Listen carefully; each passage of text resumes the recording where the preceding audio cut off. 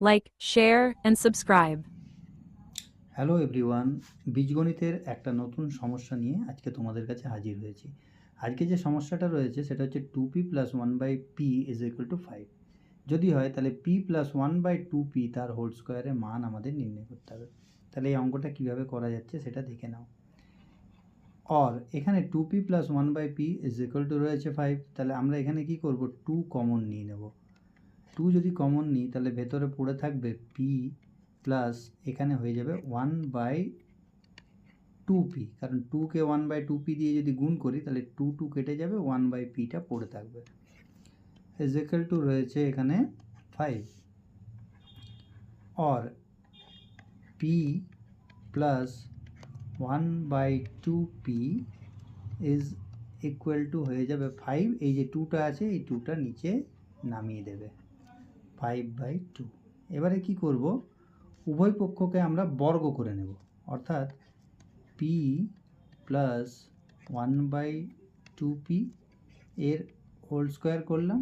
তাহলে আমাদের কি করতে হবে, এই 5/2 এরও হোল স্কোয়ার করে নিতে হবে। সমান 5/2 এর হোল স্কোয়ার কত হয় না, 5 5 25 আর নিচে হয়ে যাবে 4। তাহলে p প্লাস 1/2p তার হোল স্কোয়ার হয়ে যাবে 25/4। একটা প্রশ্নের উত্তর হয়ে গেল। এবার আমরা পরের যেটা রয়েছে সেটা হচ্ছে p স্কোয়ার প্লাস 1/4p তার হোল স্কোয়ারের মান নির্ণয় করব। তাহলে যে দ্বিতীয় যে প্রশ্নটা রয়েছে সেইটা দেওয়া রয়েছে, সেটা হচ্ছে p স্কোয়ার প্লাস 1/4p স্কোয়ারের মান নির্ণয় করতে হবে।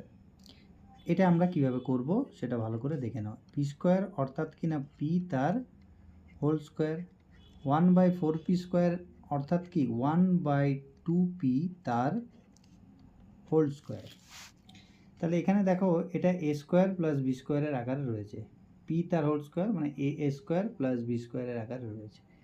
a স্কোয়ার প্লাস b স্কোয়ারের দুটো সূত্র রয়েছে, একটা হচ্ছে a প্লাস b তার হোল স্কোয়ার -2ab, আর একটা রয়েছে a মাইনাস বি তার হোল স্কোয়ার প্লাস 2ab। কিন্তু এখানে আমরা a প্লাস বি তার হোল স্কোয়ার -2ab এই ফর্মুলাটা কাজে লাগাবো। তাহলে p square plus 1/t square plus b স্কোয়ারের ফর্মুলাটা লাগিয়ে দিই কাজে। p প্লাস 1/2p তার হোল স্কোয়ার -2ab, মানে 2 ইন্টু a বলতে এখানে p আর b বলতে 1/2p সমান, এখানে দেখো p আর p কেটে গেল, 2 আর 2 কেটে গেল। তাহলে p প্লাস 1/2p তার হোল স্কোয়ার। তো p প্লাস 1/2pর মানটা অলরেডি আমরা বের করেছি, সেটা হচ্ছে 5/2।